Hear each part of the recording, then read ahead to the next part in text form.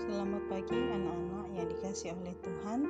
Pagi ini kita masuk di dalam pembelajaran daring kelas 9 dengan satu tema, yaitu gereja sebagai umat Allah yang baru. Bahan Alkitabnya kalian bisa baca dalam Kisah Rasul pasal 2 ayat 1 sampai 47. Nah, adapun tujuan pembelajaran pada pagi hari ini, yang pertama, siswa dapat menjelaskan arti gereja dan juga dapat membedakan gereja sebagai gedung dan gereja sebagai orangnya.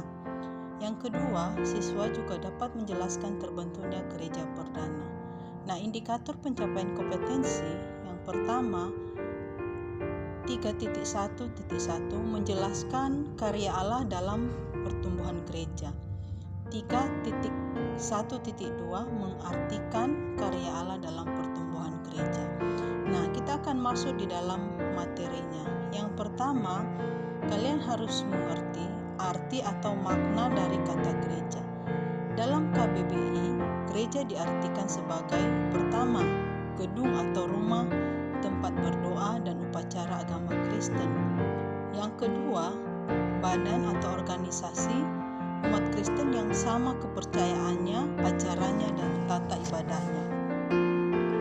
Nah, dari asal-usul katanya, istilah gereja ini diartikan dalam beberapa arti. Yang pertama, igreja, bahasa Portugis ya, artinya kawanan domba yang dikumpulkan oleh seorang gembala. Yang kedua, gereja juga disebut eklesia. Ini dari bahasa Yunani, artinya orang-orang yang dipanggil Tuhan keluar dari kegelapan kepada terang melalui Yesus Kristus. Yang ketiga, kuriake. Ini juga bahasa Yunani. Ya, artinya persekutuan yang tergabung dengan kurios atau Tuhan, yaitu persekutuan yang bergabung dengan Kristus Yesus. Jadi, gereja di sini bukanlah gedungnya, ya, tetapi orang-orang yang percaya yang bersekutu di dalamnya. Jadi, makna dari kata gereja sebenarnya adalah orangnya dan juga tempat atau gedung di mana orang-orang percaya itu bersekutu bersama, ya, menyembah Tuhan. Nah, yang kemudian kalian juga harus mengerti awal mula terbentuknya gereja perdana.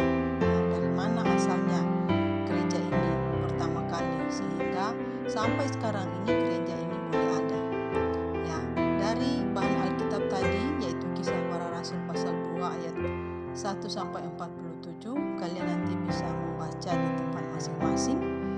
Ya, di situ dikisahkan pada hari itu, tepatnya hari Pentakosta, 40 hari setelah Tuhan Yesus naik ke surga.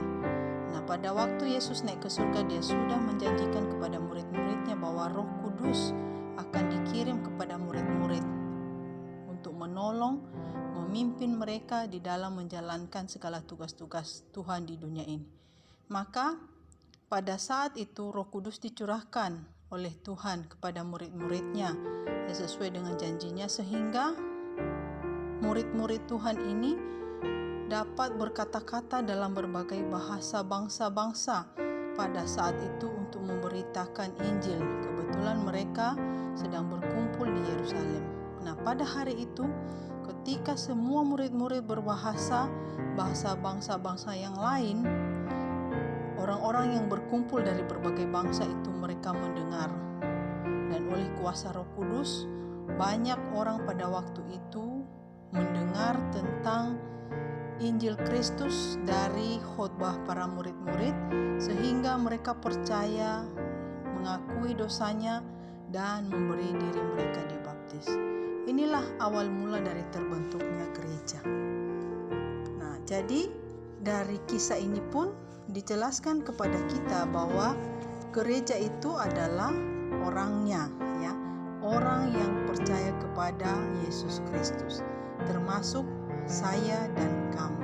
Jadi gereja yang mungkin dalam anggapan kalian adalah gedung, tapi sebenarnya makna yang benar, baik itu menurut Alkitab ya maupun tokoh-tokoh sejarah gereja,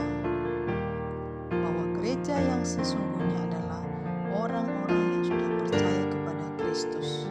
Ya, kemudian orang-orang ini berkumpul dalam satu persekutuan untuk beribadah dan menyembah Tuhan.